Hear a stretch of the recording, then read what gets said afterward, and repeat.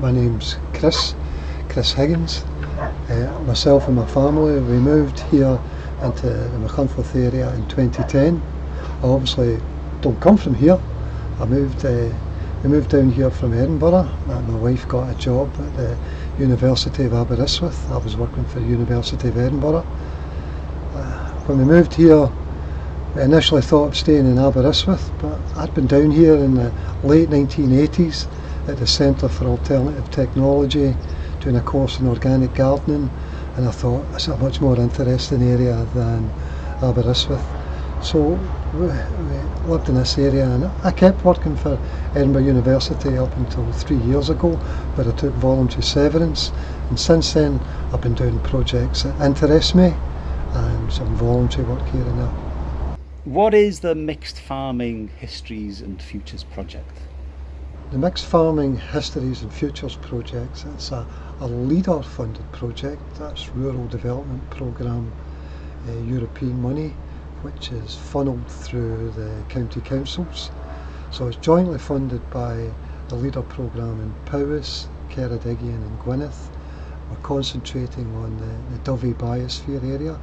This beautiful area we're in at the moment is the only UNESCO designated biosphere in Wales.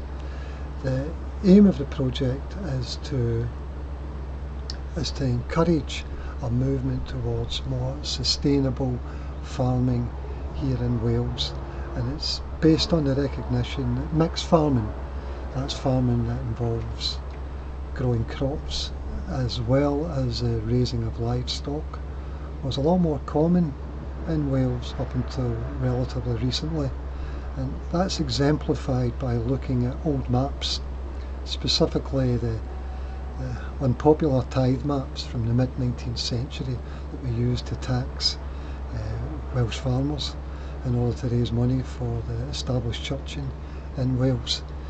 The tithe maps showed at the field level how the field was used for arable, for pasture, for woodland, etc.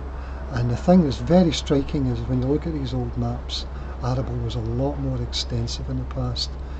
So in the project, what we're trying to do is integrate a variety of digital information to demonstrate that it's feasible to have more diverse mixed agriculture in the area, and illustrate some of the benefits, the social, ecological, economic benefits of mixed farming. This is maybe best illustrated by reference to old maps, but in general in Bro Ddyfi, what you can see is in the low-lying areas, because a lot of Wales is a so-called less favoured area in terms of agriculture, but certainly in the kind of low-lying valley areas we can see that over the last 150-200 years the amount of arable agriculture getting less and less, and that can be illustrated via maps.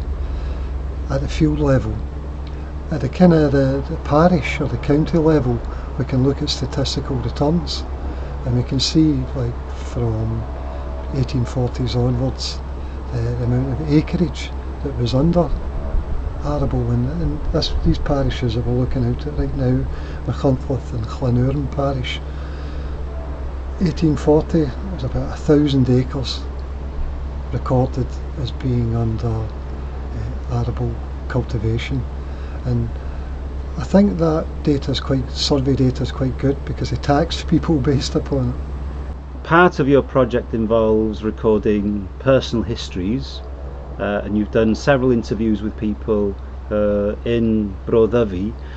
How much has farming changed? It might be quite an obvious question to ask, but particularly in the last few generations, are there cultural and social changes that result directly from how farming has changed? How has it changed people's daily experience of work? It's a good question. I've got a feeling that longer term this could be one of the most valuable aspects of the project, is the oral histories that we've been privileged to kind of collect from elderly farmers in the area. We collected 11, it's quite a lot of work, but well worth it. Typically these farmers were born in the 1930s. The oral histories are entirely in Welsh, so unfortunately that means I can't kind of understand them in the kind of the native language, but I've seen some transcriptions kind of into English that we're going to make available along with the original recordings over the internet. It's such a fundamental activity. It's our food. We need farmers 3 times a day. We need a plumber once or twice a year, or a doctor once a year, or less if you're lucky, but you need a farmer daily. In general, what we can see is, yes, it's a lot more diverse. All of these people record producing more food locally. Machynlleth theory being a lot more self-sufficient, more diversity in terms of livestock and kind of crops. So they would all have some cows, some milk, produce some dairy, some pigs, some chickens, a wide variety of different crops. Horses are a big feature. Within living memory, we've moved from horses to tractors. A lot of the kind of crops were for feedstock, so particularly oats and hay, in order to kind of feed the horses. Culturally, farms are a lot more independent these days. There's less interaction between members of the farming community on a daily basis. They record at specific times of year, harvest and threshing. The families would come together more. Of course, agriculture in the past was a lot more labour intensive. There were more smaller farms, so there's and all the culture that surrounds that, like the songs in order to get the rhythm of work, storytelling, and the general banter and enjoyment from a community coming together. A lot of that has been lost, and these elderly people have some very fond recollections of these community gatherings from their youth. Yeah, it's been a real privilege collecting these oral histories, and I wish we could have done more. What is agroecology? What does it mean? Agroecology, it's an umbrella term. It's farming with nature. There's many kind of different terms that have arisen to describe farming ecologically. Eco-farming, permaculture, biodynamics, regenerative agriculture, organic, etc, etc, etc. Agroecology globally seems to be becoming a widely accepted term, and it's really important because we need to be able to communicate. What I particularly like about agroecology is it expresses the connection between agriculture and ecology, and central to that is the understanding that the productive capacity of agriculture, its ability to kind of provide us with food, is entirely dependent upon the functioning of healthy ecosystems. And the only form of farming which is truly sustainable over hundreds and thousands of years is farming that has that at its core. We can get by with inputs, herbicides, insecticides, fertilisers for a bit and get fantastic yields, but it's not sustainable over hundreds and thousands of years. Only by recognising we need complete, healthy, functioning ecosystems is that possible. What do you think are the likely impacts of climate change on agriculture in Bro Ddyfi? Okay, and in general, UK climate projections are quite clear now. Of course, it depends upon the emission scenarios that come to pass, low, medium or high. But it's going to get, on average, warmer. We're going to have more extreme events, more intense kind of rainfall events. It's going to be wetter in the winters and drier in the summers, and sea level's going to rise. So the implications for agriculture are, again, it depends upon the emission scenarios that come to pass. But in terms of agricultural land classification and grade of land, some areas may gain, some may reduce in terms of the grade of land. If the high emission scenarios come to pass, across Wales we're going to experience more drought, and suitability for growing a wide variety of crops is particularly sensitive to drought. We've declared climate emergency, so we should behave as if there's a climate emergency, and we should start preparing for these changed kind of conditions and its impact on our agriculture. We should be identifying what food we can produce under the anticipated changed conditions, and putting in place the measures in order to encourage our farming community to move that direction. So with that in mind, in your opinion, what should the Welsh and UK governments be doing to facilitate the shift to a more sustainable agriculture? I think the Welsh Government's intentions are good.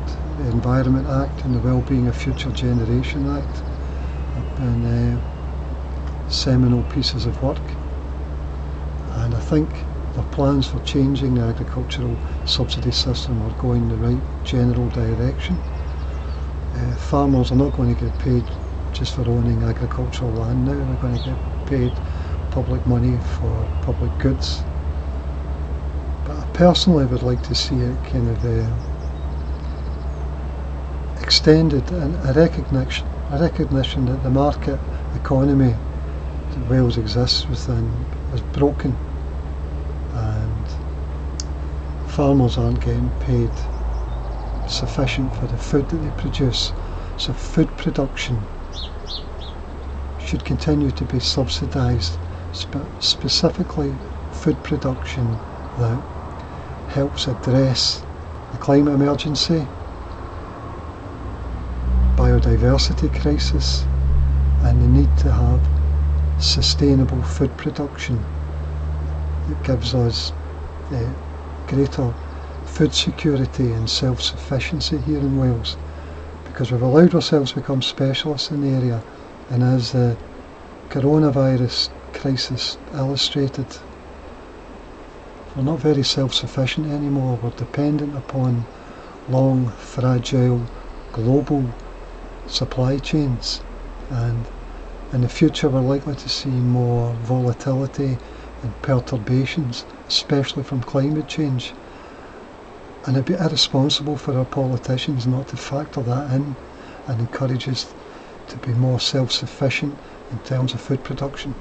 Is this a purely structural problem that can be only solved on a governmental level, or is there something local people like myself who don't have any type of specialist knowledge in sustainability or climate science, is there something that we can do right now?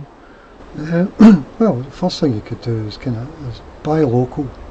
So go to the local butchers and ask them to point you out the farms that are supplying them with meat.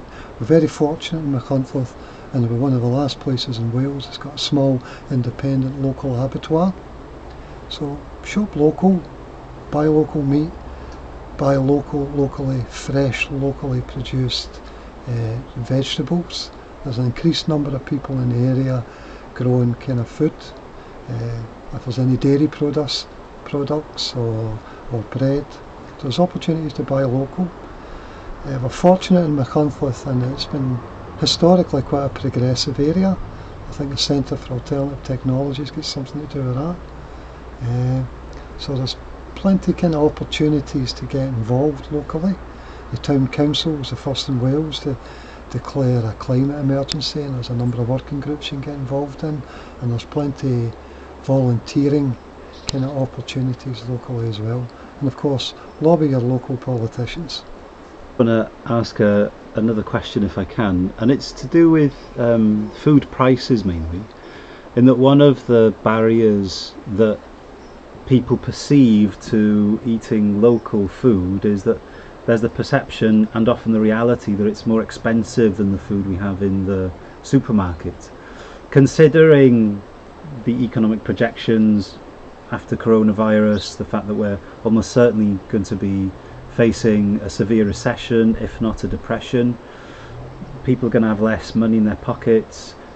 How can the Welsh Assembly, how can the UK government perhaps subsidise cheaper food that's produced locally? Is that realistic? Is it possible? I think it's entirely possible. It's going to take kind of political will, and at the moment the risk is that our leaders take the viewpoint that we'll just leave it to the market. But if you recognise there's all these external costs that are not being factored in to the price we pay for cheap food in the supermarket, and the dreadful effect processed foods having on the nation's health, then it's incumbent upon them at this period of kind of rapid change in Brexit to kind of encourage food producers that are producing kind of healthy food that looks after our environment. So there are things they can do, and not just in terms of subsidising farmers to produce agroecologically produced food, but also encourage local supply chains and make it easier for people to set up businesses and process food locally, try and regenerate the local economy, keep money circulating locally.